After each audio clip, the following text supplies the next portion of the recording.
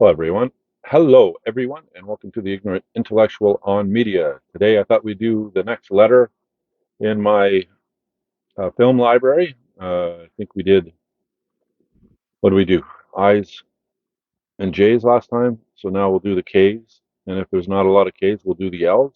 Do the L's. So K's. I think there's probably not a lot of K's. So we'll probably do the K's and the L's. But if there is a lot of K's, we'll just do the K's. All right. So I will cut this here and I will join you at my shelves and we'll start looking at the movies I have in the K's and perhaps the L's. All right. I'll talk to you in a second. Bye for now. Hello, everyone. I am back and it's time to do the K's and maybe the L's, depending on how many K's we have. I think we're going to probably have to do the K's as well.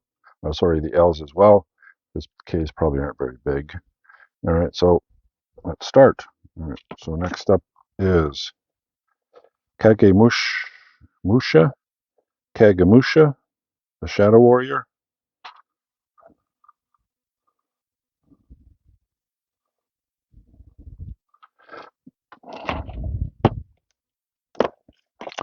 Then Karis, the Prophecy.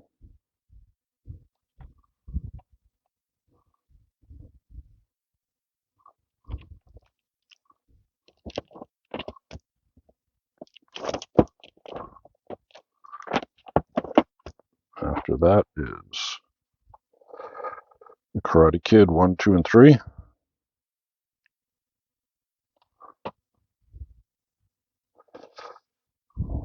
Karate Kid's probably one of the greatest films from the 80s, which spawned the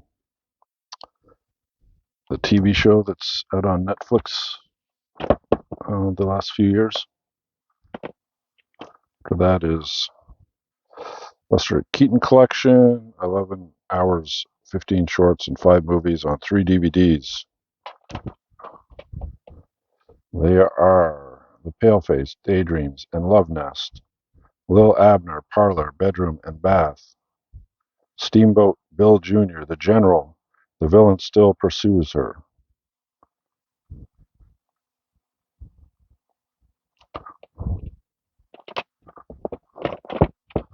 We got a Kino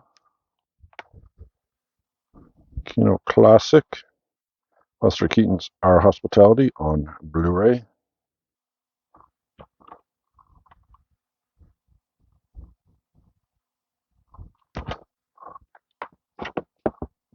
We have Karloff and Lugosi, horror classics. The Walking Dead, You'll Find Out, Frankenstein 1970, and Zombies on Broadway. All these older films coming from that collection that I bought off the guy, about 2,000 films.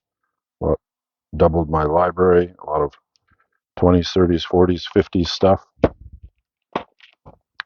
And the Boris Karloff collection, 6 movies.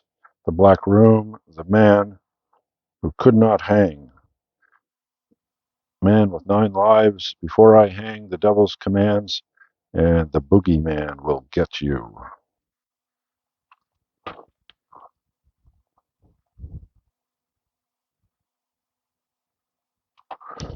All right, after that is another the Boris Karloff collection, 5 movie collection. All right.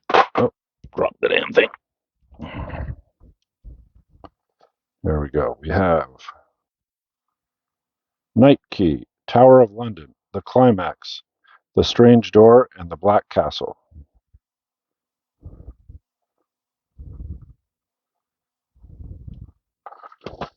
All right.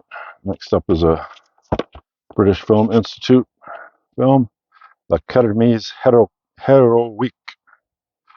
La Kermesse Heroique, Jacques Fader.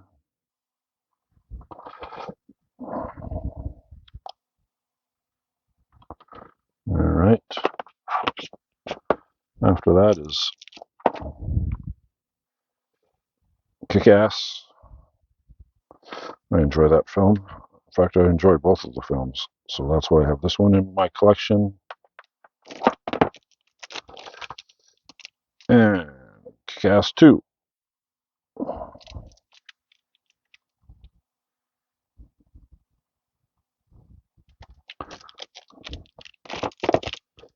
Then we have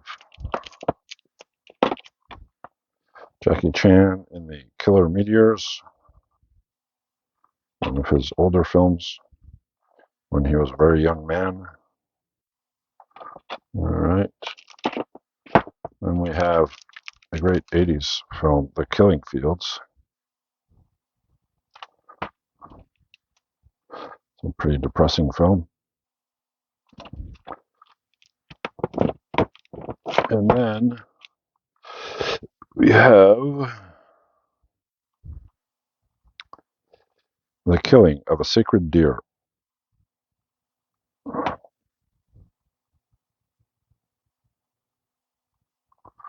All right. After that, we have Brad Pitt in Killing Them Softly.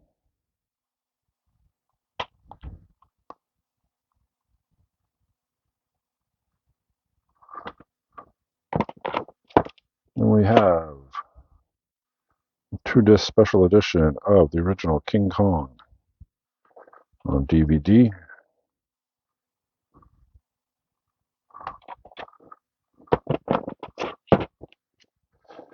And we have the late 1970s version of King Kong with Jessica Lange. This is my favorite King Kong. It's the one that I grew up on.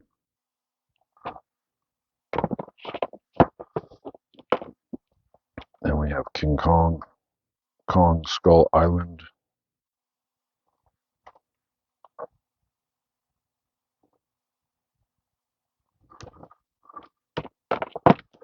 Samuel L. Jackson's really intense in that film. And then we have King of New York.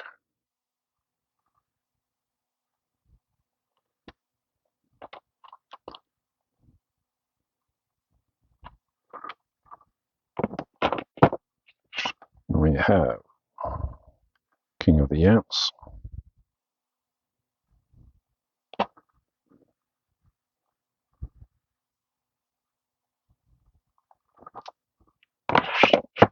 Then we have one of the films I remember as a kid, Kingdom of the Spiders.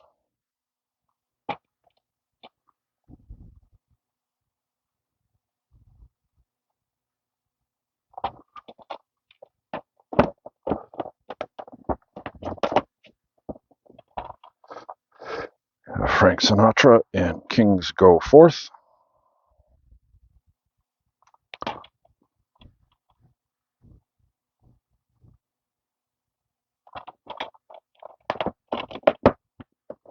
Then we have The King's Speech.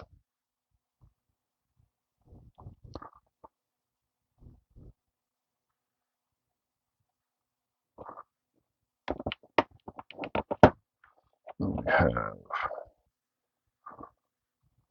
Kiss Me Deadly.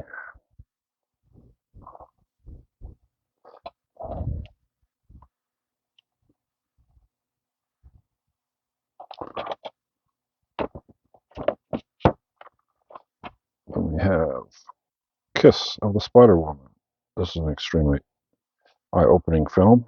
I'm actually reading the book right now. This will be the next film and book comparison I will do in the coming weeks once I finish reading the book.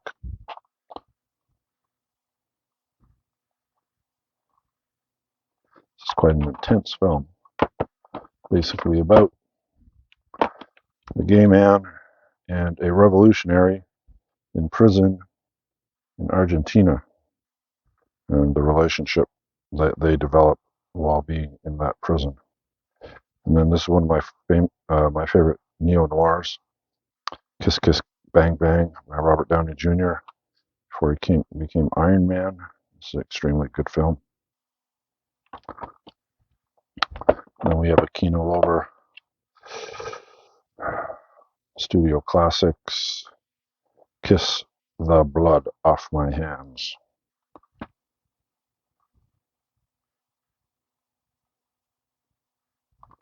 All right. have Control.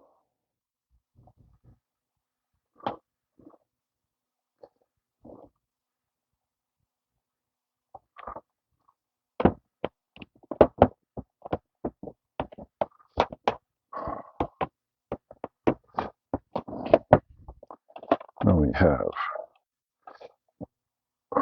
Koyanish Yokwa, good luck in pronouncing that. Life Out of Balance. Found this new for like $1. I haven't opened it up yet because I haven't watched it yet. We have another Jackie Chan film, Kung Fu Master.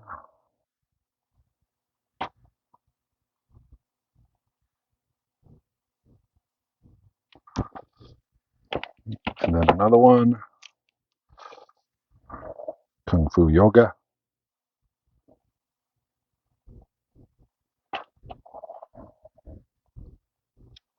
Now it mentions on the front of this that this is directed by Stanley Tong, who did Rumble in the Bronx and Super Cop. Both of those films, especially Super Cop, is an extremely good Hong Kong action film. And if you haven't seen Super Cop, you should see it, definitely. This film is average. It doesn't live up to what the director did in the past.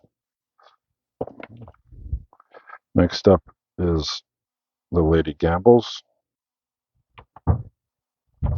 which is actually part of a Kino Lorber, Betty Davis, or film noir set. Yeah, film noir set. I actually got to put it in the film noir set. Let's do that. Here's the film noir set right here. Right here. The Dark Side of Cinema 3, put up by Kino Lorber. All right, we have Abandon, we have The Lady Gambles, and we have Sleeping City. So I will be popping that in here. Now I have the box set complete. All right, so The Lady Gambles. All right, so we are going into the L's. All right, so next up is The Lady of Musashino. All right, Artificial Eye, another Artificial Eye. Got from that guy's collection. That is now my collection. He does a lot of Artificial Eye DVDs. So, and then the original Lady Killers. All right. I actually like the remake with Tom Hanks. A lot of people panned that film, you know, the Coen Brothers film, but I quite enjoyed it actually. All right. Then after that is La La Land. 6 Academy Award wins for this musical dance movie. I have not watched it yet, but I shall. All right. After that, it's probably my all-time favorite teen sex romantic comedy. That is The Last American Virgin. So difficult to find this, so I actually got it as a present for Christmas last year, I think, or my birthday. Anyways, it definitely hard to find. The ending of this film, one of the greatest endings of all time in any film ever in the history of film. And that might be hyperbole, but it's not hyperbole. Watch this film. If you've watched it, then you know exactly what I'm talking about. If you haven't watched it, watch it.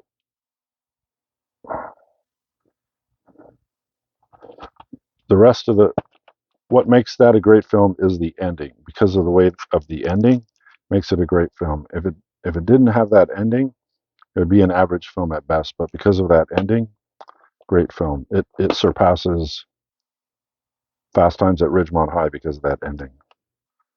All right, next up is The Last Time I Saw Paris.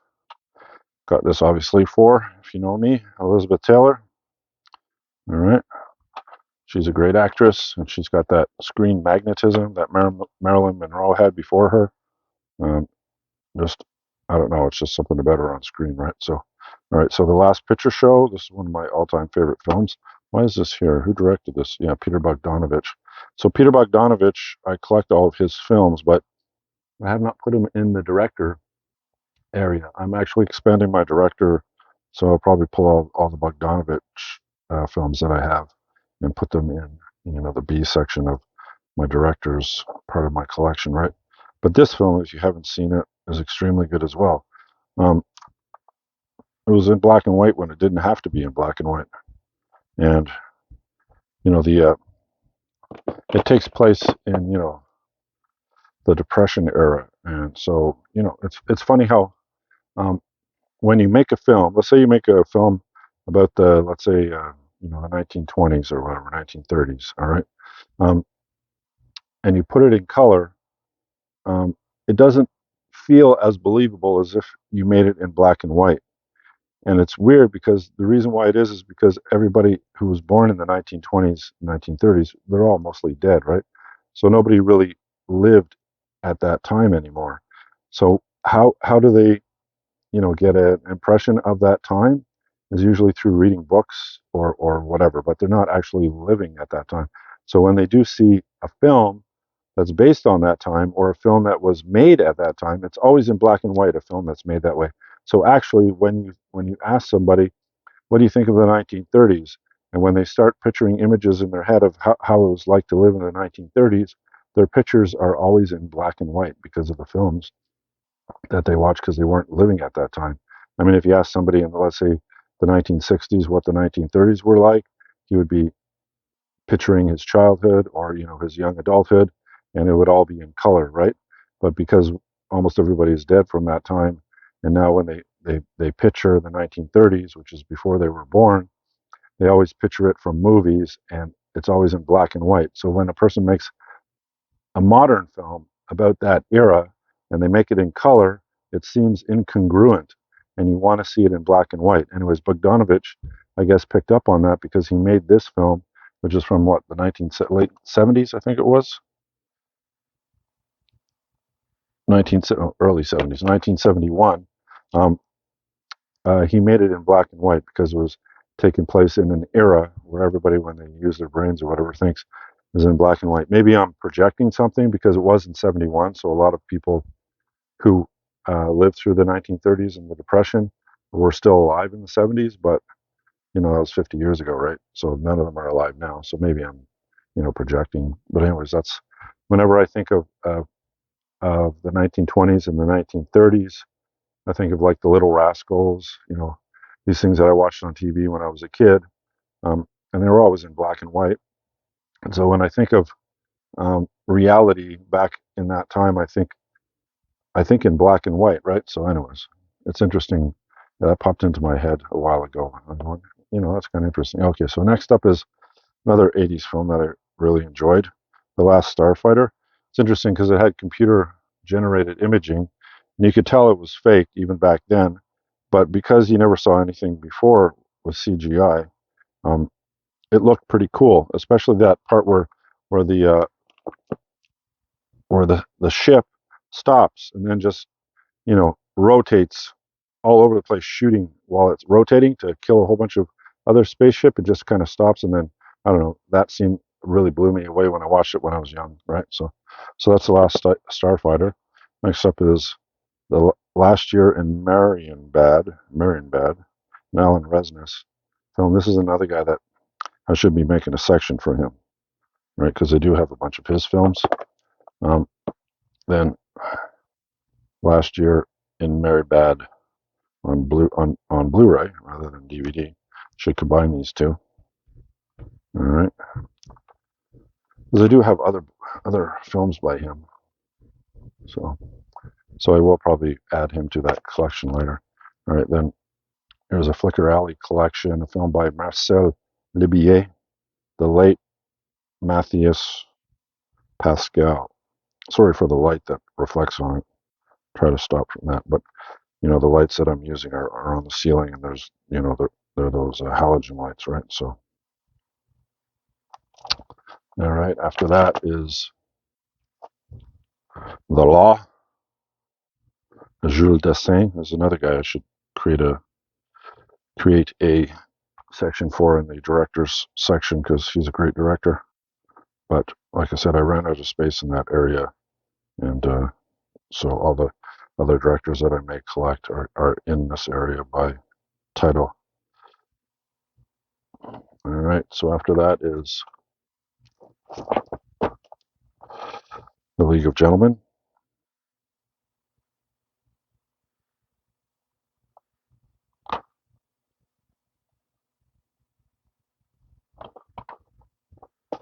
And then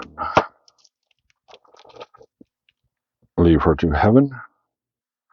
All right, which is one of the Fox Studio Classics DVDs. This one is numbered 26. I still don't have enough of them to make it like one series of them together. All right, next up is Leaving Las Vegas. Another film that Elizabeth Shue is actually good in. So much of her stuff is forgettable, but this one and The Karate Kid are both memorable. After that, we have the Bruce Lee. I have Bruce Lee's stuff together. Fist of Feet, Touch of Death. It's like I think it's a documentary on him.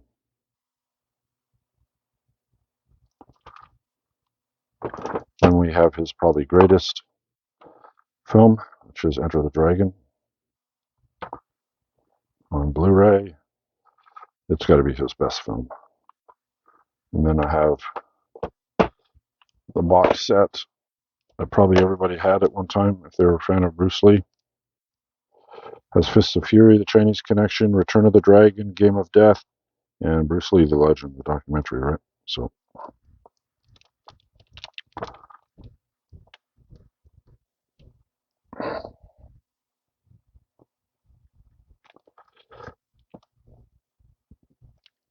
all right, that's all for Bruce Lee. Then we have The Legend of the Black Scorpion.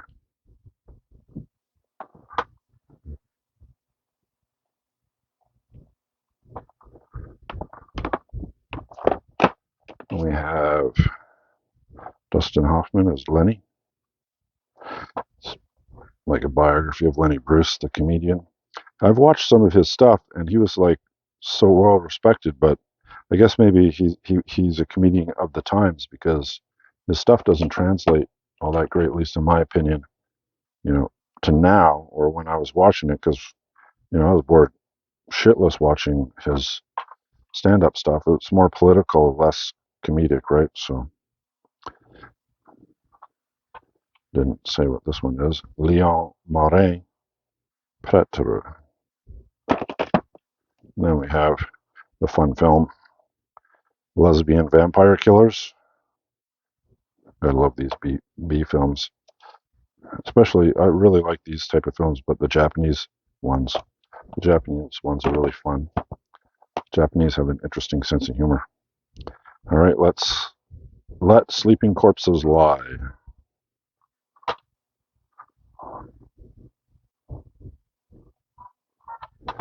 All right, and after that is a Kino Lorber.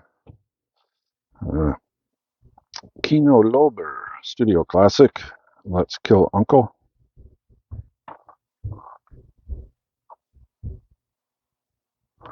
All right, then we got the horror. Let the Right One In.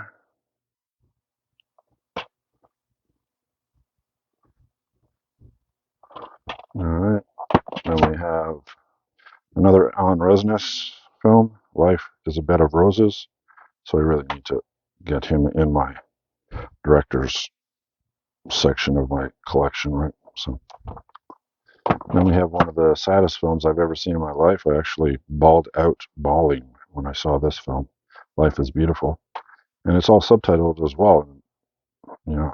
It's such a powerful film, just crazy. All right. Then we have Kenji Mozoguchi's The Life of Oharu. Another one of those artificial eyes. All right. And then we have another guy that I should make a section for. Le Cinéma de Max Lander. All right. It's a nice box set. Put out by, who put this out? ERR? CNCERT. Anyways, all the stuff is in French, but all the films inside this have English subtitles, so I'm good. Next up after that is Lion in Winter, Peter O'Toole and Katharine Hepburn. All right. All right. And this film, Little Miss Sunshine, first time I saw this film, I was like, what? The ending of this film is another, um, great ending to a film. It's like, it kind of really, really pokes fun at beauty pageants. And Little Murders.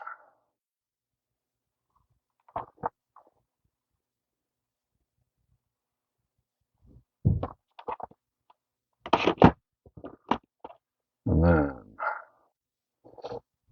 Live Flesh or Live Flesh.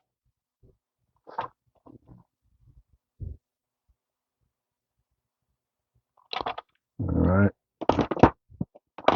And The Lives of Others.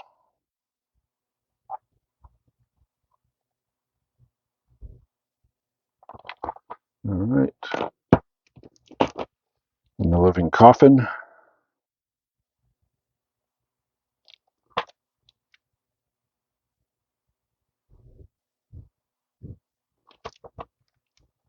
And one of my favorite 70s sci-fis, Logan's Run. This was a fun film. I enjoyed this film, even though it's a bit cheesy looking right now, but it stars Farrah Fawcett. I really like Farrah Fawcett in Charlie's Angels and in this film. And I really like the story in this film as well. Everybody dies once they're 30 and they get killed. Lola. It's a Canadian film.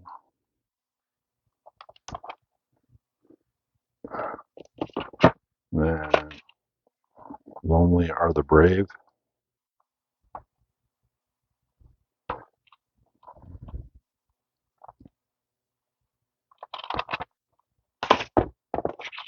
And Looking to Get Out.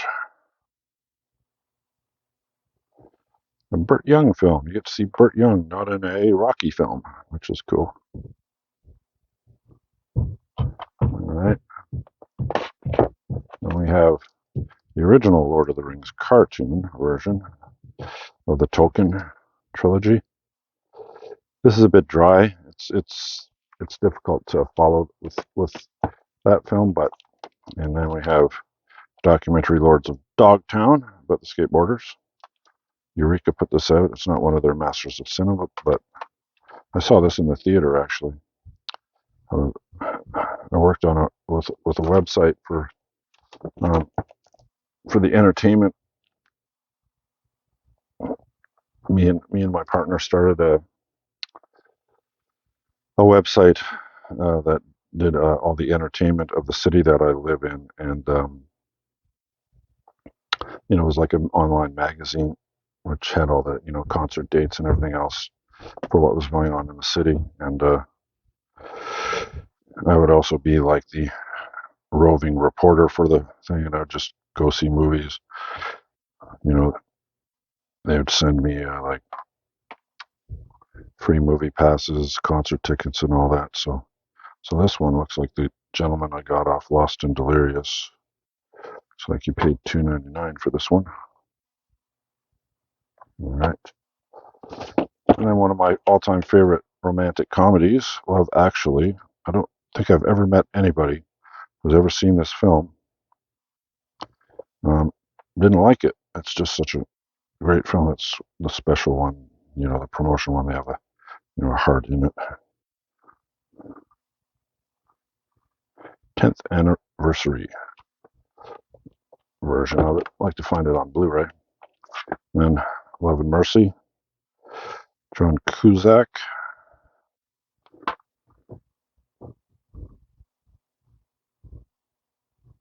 All right. We got move over to the other side. And we have Love is a Many Splendored Thing, another one with the 20th Century Fox Studio Classics. This one is numbered 7. All right, after that is The Love of a Woman. This one is a Arrow Studio. Arrow Academy.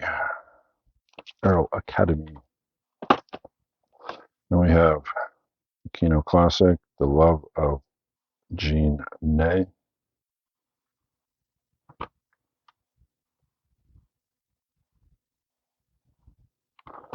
All right. Then we have Luck. This is another Canadian film, if I remember correctly. I picked it up because, what's her name is in it? Her. The one, the Canadian actress. The one that was in the remake of Dawn of the Dead. I remember her. She also directed a really good film. What was her name? Sarah Polley, that's it. I picked that up because of Sarah Polley. All right, after that is the Bela Lugosi collection. All right, the franchise collection. This has